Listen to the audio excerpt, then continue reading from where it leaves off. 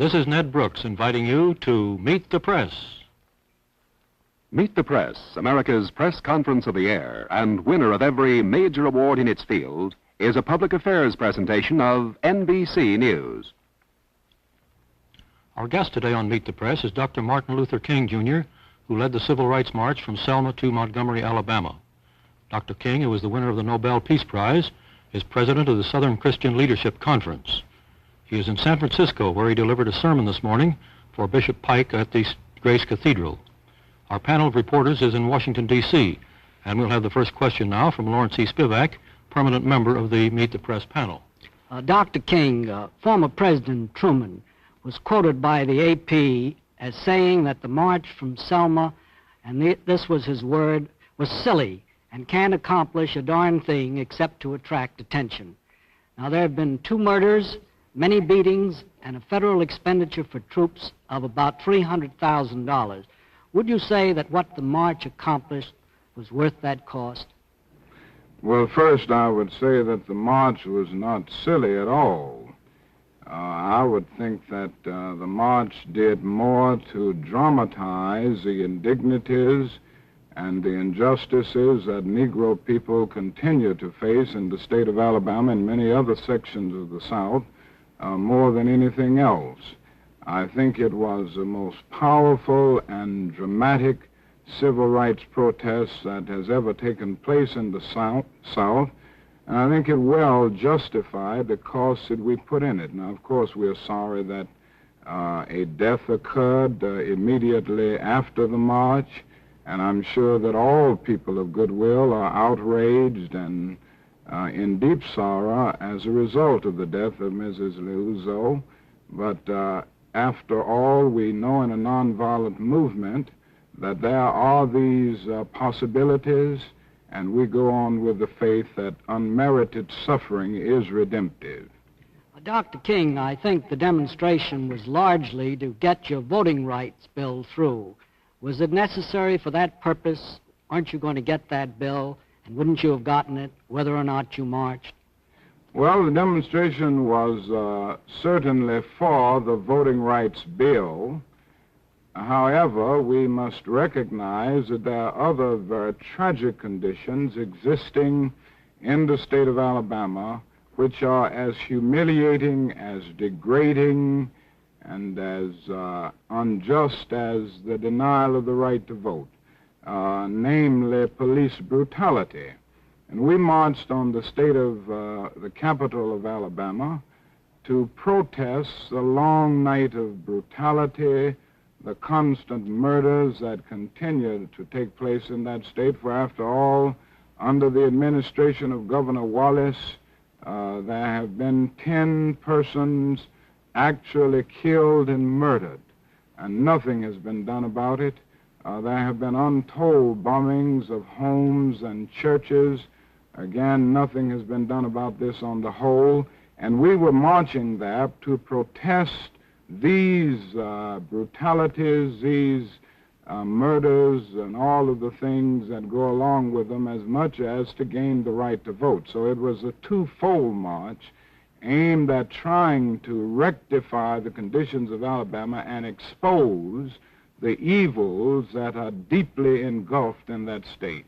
Dr. King, you had your great demonstration, and Governor Leroy Collins, head of the Community Relations Service, hoped there would be a respite from demonstrations in Alabama in order to give the state an opportunity to solve some of the problems. Do you think there should be a respite in Alabama now? Well, here again, with the murder of Mrs. Liuzzo on the eve, the night after the march, I can't see how there can be a respite. This is a state that continues to deal with human life as it is nothing. This is a state that continues to make murder a sort of nice pastime and gives respectability to resistance and defiance of the law. This is a state that continues to do all of the things that are contrary to our democratic creed, at least the political power structure of the state. And in the light of this, it seems to me that it will be necessary to continue to demonstrate until these conditions are removed. We don't believe in demonstrating for demonstration's sake. We don't have demonstration fever, but we do feel that as long as the conditions of injustice and man's inhumanity to man infiltrate that state, it will be necessary to demonstrate in order to bring these issues to the surface and lay them square before the conscience of the nation. Then, as I understand it, Dr. King, you see no end to demonstrations at the present, either in Alabama or in other sections of the country? No, I don't. I don't believe in the indiscriminate use of demonstrations, but I think as long as we have the problems with us, we're going to have demonstrations. And I think in the immediate, we must face the fact that Alabama has not come to terms with its conscience. Too many people of goodwill, and I do feel that there are many white people of goodwill and very decent white people in Alabama, but they have abdicated responsibility to the governor and to the sheriff clerks and to the bull connors. And for this reason, we feel that we have a moral obligation to keep these issues before the public, before the American conscience, before the mainstream of our nation, so that somebody will do something about it, and demonstrations have proved to be the best way to do this. Dr. King, would you list for us the barriers remaining which you believe must be destroyed before you and your followers will stop these demonstrations and give the South the chance to catch up? Yes, first, there must be an agreement on the part of the political power structure of the South to guarantee the unhampered right to vote. This must be done with zeal, and it must be done with good faith. And this means removing every obstacle, including the poll tax. Now, there are some states in the hardcore South and other sections of the South that still have the poll tax in state elections, and we feel that this must be removed. Secondly, we confront the problem of brutality from sheriffs and from other police forces, from other law enforcement agents, and we feel that before demonstrations can cease, something must be done to end this kind of unnecessary abuse of police power and what we see as outright police brutality. Third, I would like to say that if our demonstrations are to stop, there must be some equality in terms of grappling with the problem of poverty.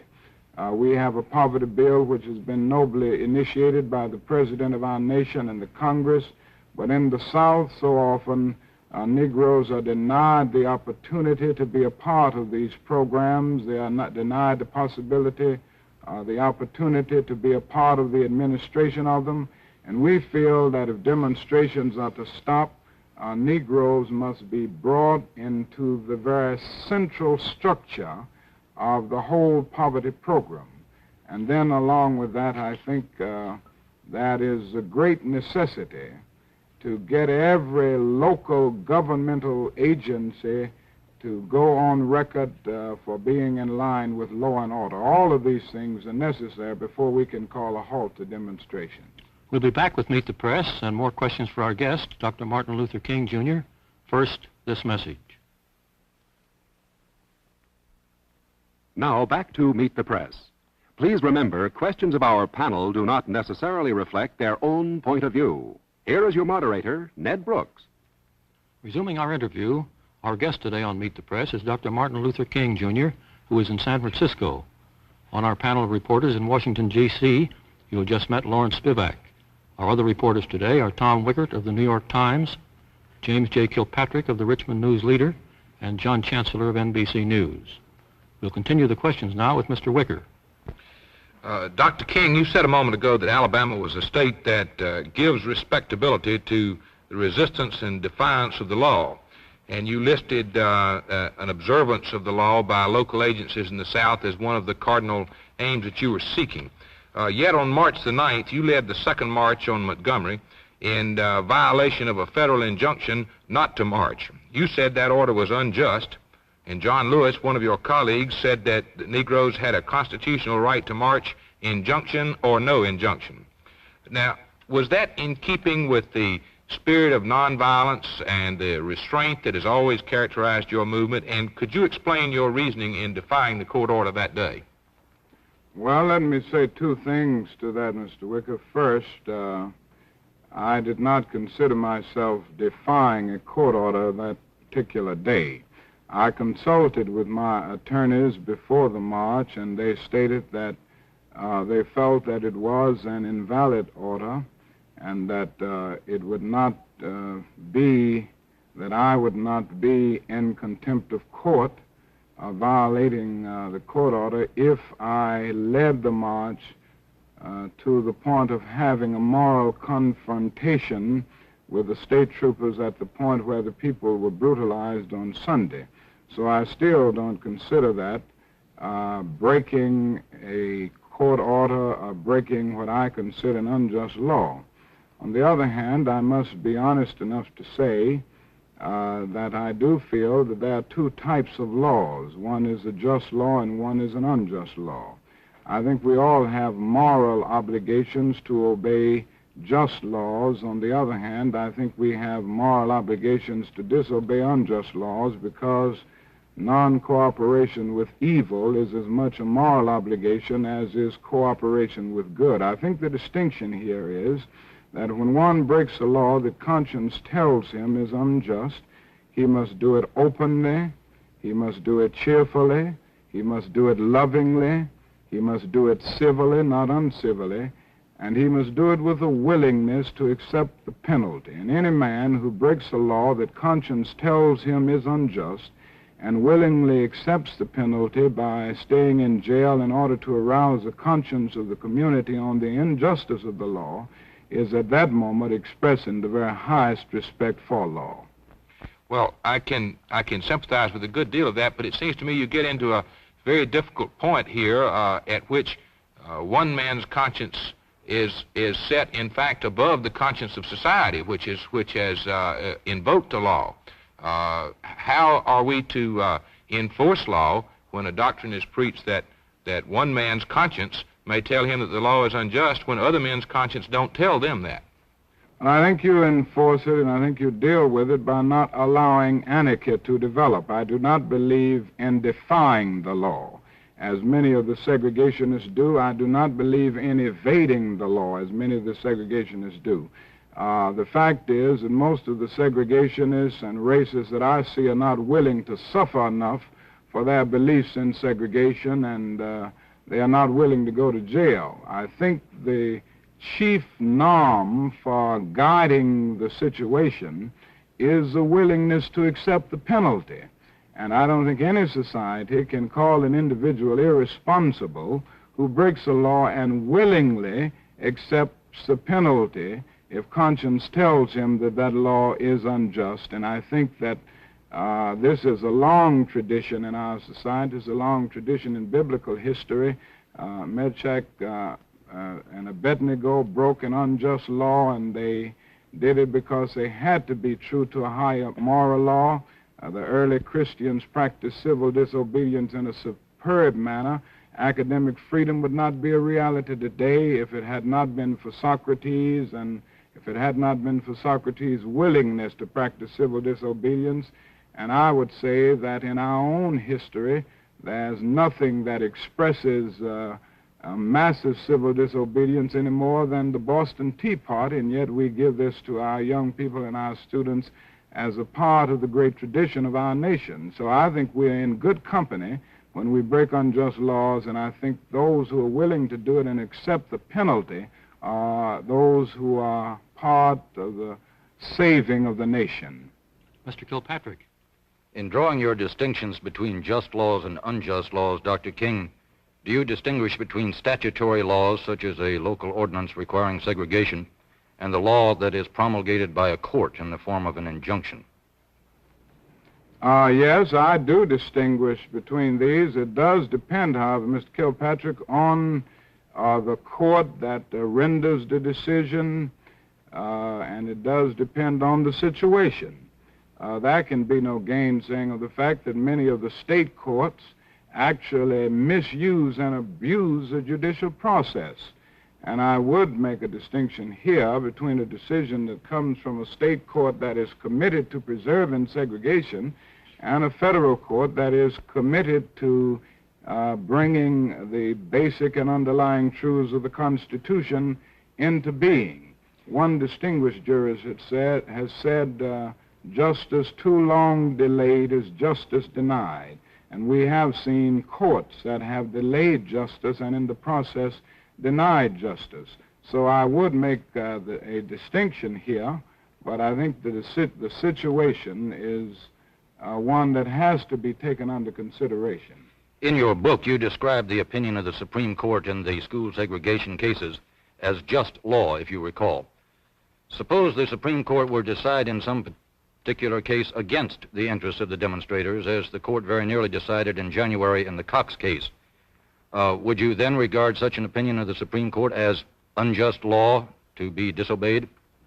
Well, that's a rather iffy question, Mr. Kilpatrick. I would have to face it when I come to it, or when we face that in our society. I happen to feel that the Supreme Court has made a decision that it will never reverse. On the other hand, I might say that one has to understand what I mean by just law. I think a law is just which squares with the moral law, and I think a law is unjust which is out of harmony with the moral laws of the universe. Then the Supreme Court in the past has been unjust, has it not, then, in those cases in our history when it upheld segregation? I think there are laws that have come into being that I considered unjust, and I think the moral conscience of the nation considered unjust. This does not mean that the persons who rendered the decision were unjust people or that they were evil people.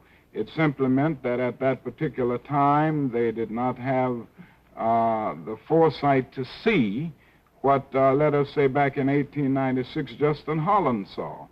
They differed among themselves. While most of the jurists rendered a decision making separate but equal the law of the land, there was a Justin Holland who said at that time that the Constitution is colorblind and rendered a dissenting opinion, which has now become the majority opinion of our country.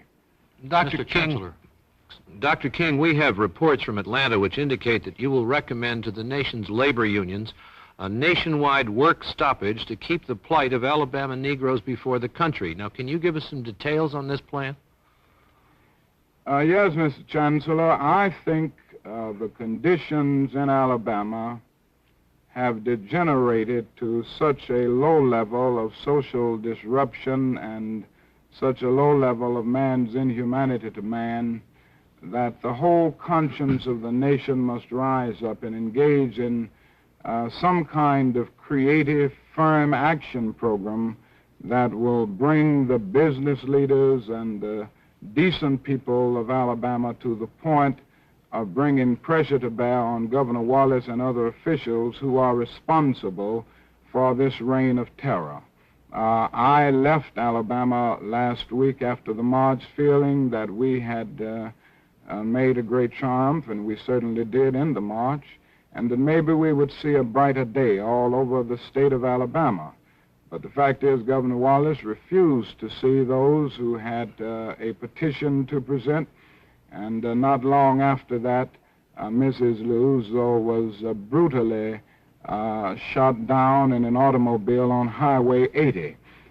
This is just one other example of something that we've faced in the state of Alabama for a number of years. Consequently, I think that it is necessary for the nation to rise up and engage in a massive economic withdrawal program on the state of Alabama. To put it another way, I think the time has come for all people of goodwill to join in an economic boycott of Alabama products. So I'm, in a few days, planning to call on the trade unions to refuse to transport or use Alabama products. I hope to call on all Americans to refuse to buy Alabama products. And I hope to call on the Secretary of Treasury of the United States to withdraw all federal funds that it has on deposit in Alabama banks. And finally, I think it is necessary to call on all federal agencies in line with the 1964 Civil Rights Bill to withdraw support from a society that has refused to protect life and the right to vote. Mr. Spivak. Dr. King, the columnists Evans and Novak recently charged that the moderate Negro leaders, including you, have feared to point out the degree of communist infiltration in the civil rights movement. Have communists infiltrated the movement? I certainly don't think so, Mr. Spivak, and I would like to vigorously deny that. I have no evidence for such an accusation, and I might say that in our bylaws, certainly in SCLC and the NAACP and CORE and SNCC and the Urban League and all of the civil rights organizations, we make it clear that communists cannot be in official positions and cannot be in the membership. Beyond this, I think I could say that the philosophical undergirdings of our movement would make communism impossible and would have communists on alien territory. For our movement has been based and is still based on a philosophy of nonviolence. Dr. King, Yes? the AP reported the other day that a picture of you taken in 1957 at a Tennessee interracial school is being plastered all over Alabama billboards with the caption, "Martin Luther King at a communist training school." Will you tell us whether that was a communist training school and what you were doing there? Well, number one, I don't think it was a communist training school. In fact, I know it wasn't. The Highlander Folk School, which was referred to in that particular article, was a school that pioneered in bringing Negroes and whites together at a time when it was very unpopular to train them for leadership all over the South, and I think they did an able job in doing it. This school was supported by some of the great Americans such as Eleanor Roosevelt, Reinhold Niebuhr, Harry Golding, and many others that I could name. Secondly, the fact is that I never attended the school as far as training goes. I was there about 1 hour back in 1957 or 8. I went to deliver an address for the 25th anniversary of the Highlander Folk School. I got there about 15 minutes before I was to speak. I spoke about 45 minutes, and then I left immediately after my speech, and I think that's a pretty short period to get any training. Mr. Wicker. Dr. King, your movement has been distinguished for its nonviolent approach, but your people are under great pressures in many cases. How deeply do you fear the eruption of Negro violence in pursuit of Negro rights? I feel that we will continue to have a nonviolent movement, and we will continue to find the vast majority of Negroes committed to nonviolence, at least as the best tactical approach, and from a pragmatic point of view as the best strategy in dealing with the problem of racial injustice. Realism impels me to admit, however, that when there is justice and the pursuit of justice, violence disappears, and where there is injustice and frustration, the potentialities for violence are greater. And I would like to strongly stress the point that the more we can achieve victories through nonviolence, the more it will be possible to keep the nonviolent discipline at the center of the movement. But the more we find individuals facing conditions of frustration, conditions of disappointment and seething despair as a result of the slow pace of things and the failure to change conditions, the more it will be possible for the apostles of violence to interfere. I'm sorry, but I see that our time is up. Thank you very much, Dr. King, for being with us on Meet the Press. I'll be back with you in just a minute. First, this message. Next week on Meet the Press, our guest will be another headline figure in the news. Now, this is Ned Brooks saying goodbye for Dr. Martin Luther King, Jr., and Meet the Press. Join us each Sunday for News in the Making as the nation's top reporters put challenging questions to world leaders on Meet the Press, America's press conference of the air. A hero's welcome is planned in New York City for Virgil Grissom and John Young. NBC News will cover this event beginning tomorrow at noon, 11 Central and 9 a.m. Pacific Time. Now stay tuned for Profiles in Courage as Tom Bosley stars as George W. Norris, the senator from Nebraska, next on NBC.